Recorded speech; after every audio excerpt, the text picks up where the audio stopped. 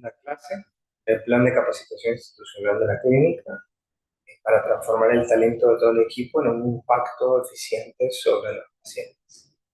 Esta segunda clase va a tratar un poco sobre una situación que es bastante común en nuestro entorno y es cuando damos una información en contexto de una emergencia o en contexto de una situación crítica para el paciente. Se llama comunicación en crisis. Es decir, estamos brindando un informe sobre fallecimiento o un informe sobre una complicación o un informe sobre el estado de un paciente que se encuentra crítico. Obviamente, no son momentos fáciles para el equipo de salud. Algunos lo tienen más interiorizado que otros. Algunos han desarrollado o hemos desarrollado estrategias eficientes para comunicar y algunos hemos desarrollado especies de corazas o cosas que nos hagan un poco más insensibles y nos permitan transmitir esa información. El tema es que algunas veces esas estrategias no tienen en cuenta el impacto emocional de lo que estamos diciendo o lo que estamos por decir. Entonces la idea es empezar a utilizar la comunicación como un recurso terapéutico también y como un recurso humano. Entonces, primero deberíamos comprender qué pasa en la mente de una persona cuando está estresado o cuando le estamos diciendo algo que lo afecta o lo puede afectar. Supongamos que su familiar fallece o se pone en un estado crítico y tiene altas chances de fallecer. Entonces, la primera reacción que podemos tener es la negación. No siempre es fácil entender y aceptar una situación de ese calibre, pero también podemos encontrarnos con agresividad o desorientación y en algunas veces algo que se llama parálisis emocional. Es decir, la persona no reacciona, no responde, pero lo más probable es que todo lo que le estemos diciendo es como si no se lo estuviéramos diciendo. Entonces, eso se conoce como un fenómeno de la mente cerrada. Es tan fuerte lo que yo le estoy diciendo a esa persona, por más que para mí en el momento no lo sea, que la persona reduce su capacidad de recibir y procesar esa información. Por esto es común que al día siguiente del informe digan, no, pero el médico no me dijo nada, no, pero yo sé que mi familiar se va a mejorar, no, pero es que no es así. Entonces, esa es la negación a la que nos podemos enfrentar cuando estamos diciendo noticias que generan crisis o estrés. No todas las personas reaccionan igual, obviamente es más fácil cuando la persona ya se viene trabajando progresivamente en el estatus clínico del paciente, poco a poco le fuimos diciendo que su familiar no estaba bien, bueno, si llega después de una semana de un informe preliminar que fue preparando a la familia para la noticia, es más fácil que si ocurre de un momento a otro. También influye la historia de la persona, su historia personal, el nivel de comprensión, y eso nos va a determinar la forma en la que esa persona va a reaccionar. Sin embargo, algunas cosas pudieran funcionar independientemente de la escena a la que nos estamos enfrentando. Bien sea que estamos dando una mala noticia de una situación aguda o bien sea que estamos manifestando el desenlace después de una preparación durante varios días. Lo más importante es la validación emocional, es decir, ponerme en los zapatos del otro al que yo le voy a expresar y entender a esa persona antes siquiera de pronunciar la primera palabra. Es decir, sé que a esta persona le va a afectar lo que estoy a punto de decirle, entonces valido esa situación y entonces empiezo a comunicar.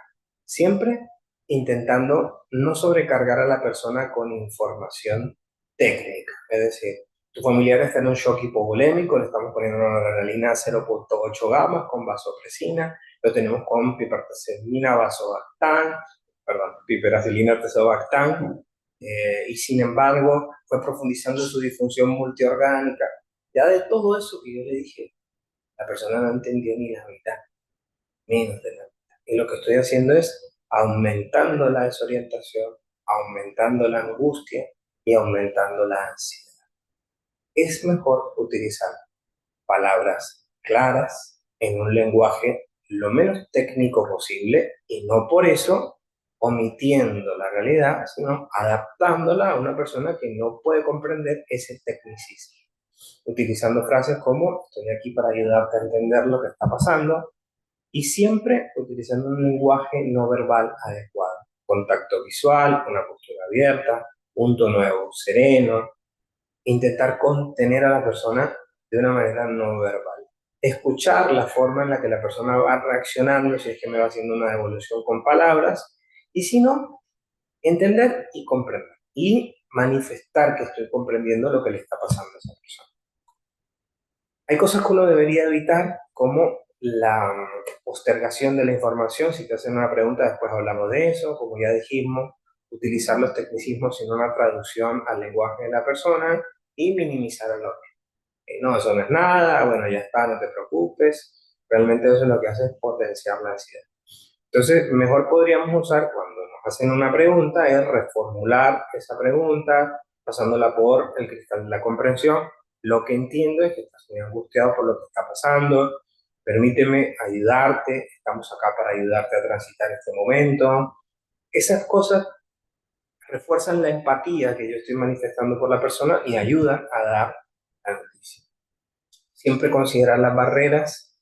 Entonces, si voy a dar una noticia, debo asegurarme de que me tome el tiempo suficiente para charlarlo, que no sea un ambiente ruidoso, donde me van a estar interrumpiendo, o sea, adaptar el entorno para esa información que yo voy a dar. También el no sentirse con temor a la reacción del otro. Sí respeto y sí empatía, pero no temor, porque eso también se percibe como falta de seguridad y puede que la persona lo entienda como que no sabía lo que uno estaba haciendo.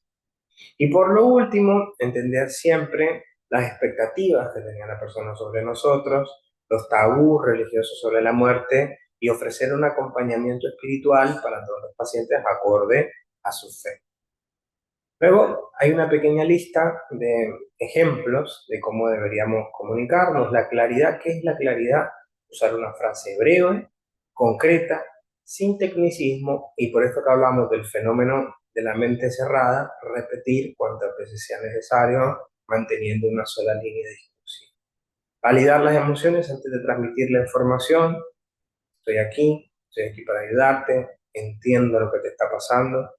Observar el lenguaje corporal, y esto es muy importante porque podemos tener, como les decía, desde la apatía, la negación, hasta la agresividad.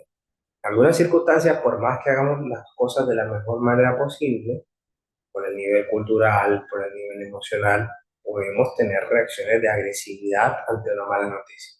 En ese sentido, tenemos que estar mucho más atentos a los signos de agresividad. Si la persona empieza con una animosidad, o se pone robicundo, o se pone en una actitud físicamente hostil, lo mejor y más conveniente es pausar el informe, tomar una distancia de seguridad, que son aproximadamente 1,5, 2 metros, intentar contener inicial y brevemente, y si los signos de preagresión o agresión persisten, abandonar la escena. Nosotros los médicos y el personal de salud estamos sujetos a agresiones, entonces el lenguaje no verbal siempre hay que saberlo leer. Si estamos viendo que estamos en un lugar que no es seguro, por eso también debemos evitar dar los informes en lugares donde estemos solos. Siempre hay que dar los informes, y más los informes dificultosos, en zonas de fácil evacuación y donde haya personal viendo el informe que se está dando. Y ante estos signos de complicación del informe, lo mejor es abandonar la escena y buscar seguridad. Luego, otra cosa que podemos hacer siempre, siempre, siempre, siempre es adaptar lo que estamos diciendo a la persona que se lo está diciendo. Si estoy hablando con un familiar que es médico o personal de salud, yo voy a adaptar mi mensaje a su nivel emocional y educativo.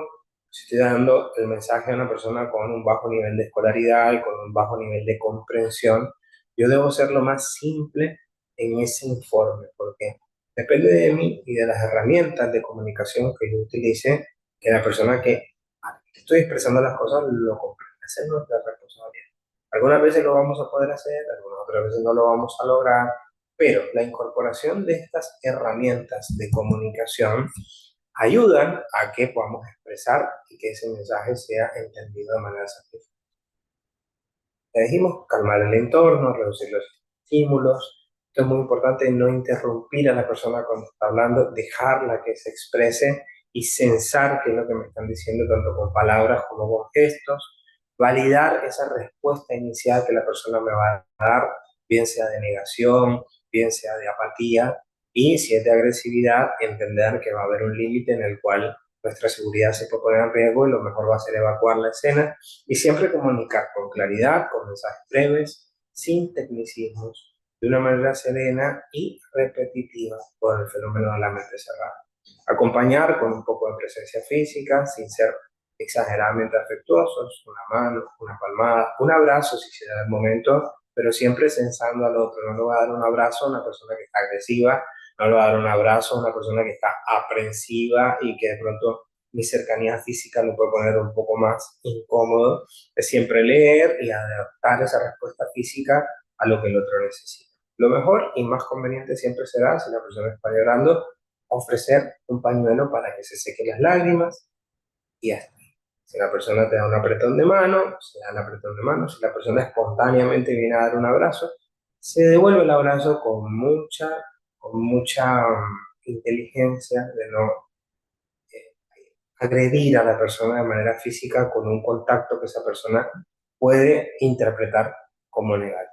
El contacto físico recomendable es un apretón de manos, la mano en el hombro y acercar un pañuelo si la persona se encuentra llorando. Hasta ahí hay un límite sano para el contacto físico. Luego, si la persona espontáneamente se acerca un poco más, para mí no es incómodo, puedo devolver un abrazo siempre teniendo en cuenta las relaciones interpersonales físicas, que hoy en día también hay que poner límites. No es lo mismo dar un abrazo a un abuelito que un médico joven le dé un abrazo a una paciente joven, una paciente que pueda interpretar eso como una agresión. Eso también es una causa común de rechazo al personal médico e incluso eventos legales. Es decir, hay que cuidar las distancias físicas con los pacientes, acompañar de una manera adaptativa al entorno y nunca invadir, sobre todo con personas que puedan interpretar esto como abuso. Entonces, mucha inteligencia emocional, mucha lectura de la situación y siempre recordar que el contacto físico más adecuado es un apretón de mano, una mano en el hombro, un pañuelo para. Y luego, si hay algo más, se evalúa siempre teniendo en cuenta la señal. Y luego, esto es muy importante, asegurarnos que la persona realmente comprendió lo que yo le estoy diciendo. Si es una mala noticia, por lo general, el llanto es la seguridad de que la persona comprendió la gravedad de la situación. En ese momento la persona no llora y está simplemente aprensiva o apática. Yo debo, con mucha calma, también insistir, repetir con claridad, con serenidad y con brevedad lo que quizá la persona no pudo escuchar o no pudo entender por el fenómeno de la mente cerrada.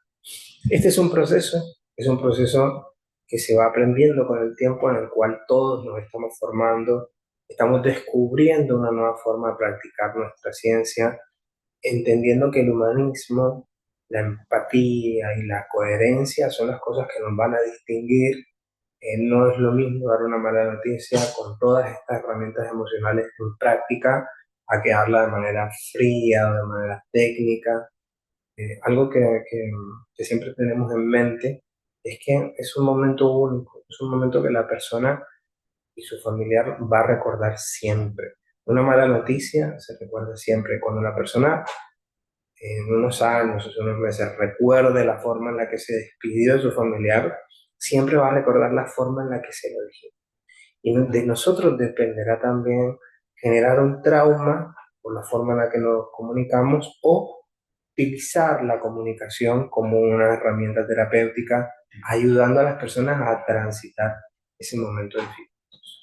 Espero que haya sido útil. Espero que esta charla sea productiva para los equipos y nos seguimos viendo en el desarrollo del módulo.